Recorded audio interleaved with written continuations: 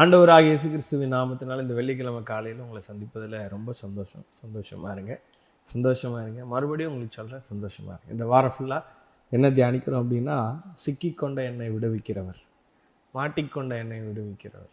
அதனால தான் ஒவ்வொரு நாளும் ஒவ்வொரு காரியங்கள் லாசருடைய வாழ்க்கையிலேருந்து நம்ம தியானிச்சுக்கிட்டே இருக்கோம். முதலாவது பார்த்தோம், அவனை எங்கே வைத்திருக்கிறீர்கள், நீங்கள் எங்கே ஸ்ட்ரக்கப் ஆயிருக்கீங்க. ரெண்டாவது நாள் பார்த்தோம், இயேசுடைய அன்பு விடுவிக்கும், அதாவது லாசருவுக்காக மனம் கலங்கின இயேசு. மூணாவது ஒரு காரியம் பார்த்தோம், அங்கே கேள்வியின் பதில், இது நடக்காமல் இருந்துடக்கூடாதா, இது நடக்க அனுமதித்தவர், விடுவிக்கவும் வல்லமை உள்ளவர் அப்படின்னு சொல்லி மூணாவது நாள் பார்த்தோம்.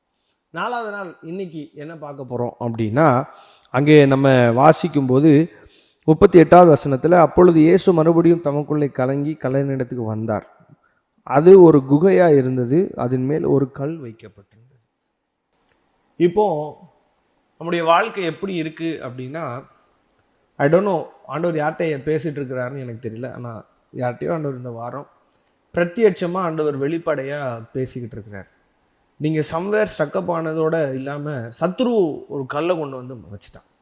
அங்கே நம்ம வாசிக்கிறோம், அவன் லாசரு வைக்கப்பட்டிருந்த இடம் ஒரு குகையாக இருந்தது.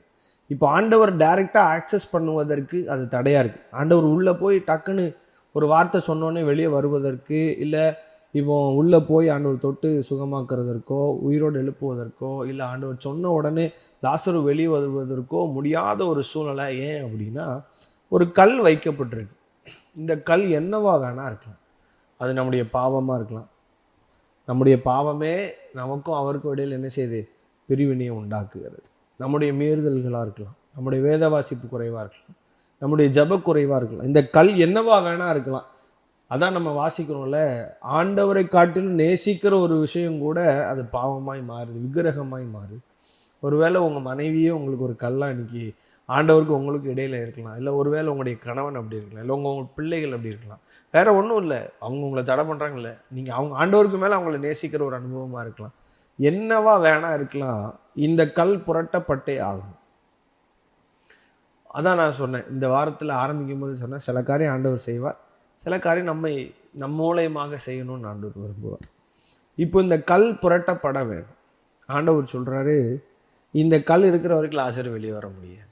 இந்த கல் இருக்கிற வரைக்கும் லாசருவால் ஆண்டவருடைய சத்தத்தை கேட்க முடியாது. இந்த கல் ஒரு தடையாகவே இருக்கும். ஆண்டவருடைய சத்தம் உள்ள கேட்கணும், லாசருடைய காது செவிகளில் ஆண்டவருடைய சத்தம் கேட்கணும் அப்படின்னா இந்த கல் ஒரு தடையாக இருக்குது.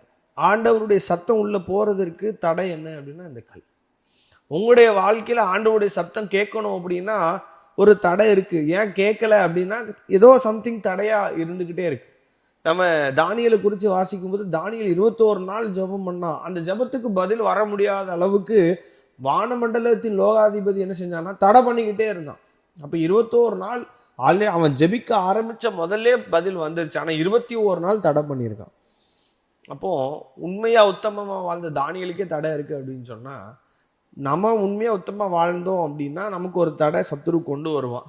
இல்லையா, நான் ஆண்டவர் கூட சரியான பாதையில் ட்ராவல் பண்ணல, என் லைஃப் கொஞ்சம் பின்மாற்றத்தில் போயிட்டுருக்குது, சரியான பரிசுத்தத்தை நான் வாழலை அப்படின்னு சொன்னால் நம்முடைய பாவமே அப்படி இருக்குது.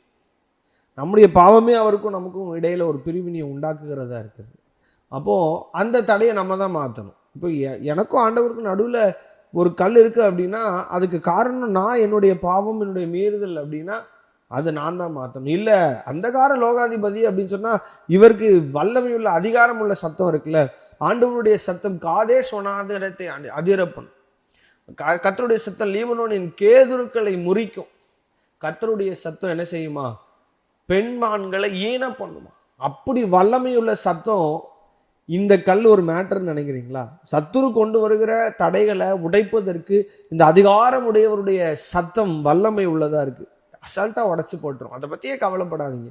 நீங்கள் பரிசுத்தமாக வாழுங்க. நீங்கள் இந்த கல் நீங்கள் உருவாக்குனதாக இருந்துடக்கூடாது, உங்களுடைய பாவமாக இருந்துடக்கூடாது, உங்களுடைய பரிசுத்த கேடான ஜீவியமாக இருந்துடும். இது அப்படி இருந்துருச்சு அப்படின்னா நம்மளால் தேவ சத்தத்தை கேட்க முடியாது. ஆண்டவர் அழைக்கும் போது வெளியே வர முடியாது. லாசருவே அப்படின்னு கூப்பிடுவார். இன்னைக்கு உங்கள் பேரை சொல்லி ஆண்டவர் கூப்பிடுவார். அந்த சத்தம் கேட்டுட்டிங்கன்னா விடுதலை. அந்த சத்தம் உங்களோட செவிகளில் வந்துருச்சு, உங்களுடைய இருதயத்தில் அந்த சத்தம் உங்களை தொற்றுச்சு அப்படின்னா இன்றைக்கி உங்களை ஆண்டவர் விடுதலை ஆக்கிடுவார். கேட்டுட்டு இருக்கிற தேவ பிள்ளையே, ஒருவேளை இன்னைக்கு ஆண்டவர் உங்க கூட பேசுறாரு அப்படின்னா இன்னைக்கே இப்பவே ஒப்பு கொடுத்து முழங்கால் போட்டு ஜெபம் பண்ணுங்க. ஆண்டவரே, என்கிட்ட இருக்கிற சம்திங் ஏதோ ஒன்று தடையா இருக்குன்னா இன்னைக்கு என்ன நான் சரி பண்ணிடுறேன். தடையா பிசாசு கொண்டு வந்த காரியங்களை நீங்க பார்த்துக்கோங்கன்னு விடுங்க. அந்தகார லோகாதிபதி கூட யுத்தம் செய்வது கர்த்தருடைய வேலை. உங்களுக்கு பதில் தருவது கர்த்தருடைய வேலை. இன்னைக்கே உங்களுடைய விடுதலை ஆக்கணும்னு ஆண்டவர் முடிவு பண்ணிட்டாரு. இந்த கல் இன்னைக்கே புரட்டப்பட்டு போகும். இந்த தடை இன்னைக்கே மாறிடும். தேவ பிள்ளையே, ஒருவேளை இன்னைக்கு நீங்க கேட்டுட்டு இருக்கிற உங்களுடைய வாழ்க்கையில சில ஆசீர்வாதங்கள் எனக்கு தடைபட்டிருக்கு பாஸ்டர், இன்னும் இந்த காரியம் நல்ல கைகூடி வந்துச்சு, ஆனால் திடீர்னு தடையா மாறிடுச்சு, ஏன்னு தெரியல. இன்னைக்கே அந்த தடைகளை உடைக்கிறவர் நம்ம முன்னாடி போகிறார். நம்முடைய ஆண்டவர் தடைகளை உடைக்கிற கர்த்தர். தடைகள் அவருக்கு ஒரு பெரிய மேட்டரே கிடையாது. இந்த கல் அவருக்கு ஒரு பெரிய மேட்டர் கிடையாது. ஒப்பு கொடுங்க. இன்னைக்கு அந்த கல்லை புரட்டி போடுவார். அவருடைய அதிகாரம் உள்ள சத்தம் இந்த கல்லை புரட்டி போட செய்யும். நீங்களும் ஆண்டவருக்கு சப்போர்ட் பண்ணி பரிசுத்தத்தோட சரியான வாழ்க்கைக்கு உள்ள வந்து பாருங்க. இந்த கல் புரட்டப்படும். ஆண்டவர் உங்களை விடுவிக்க போறார். God bless you.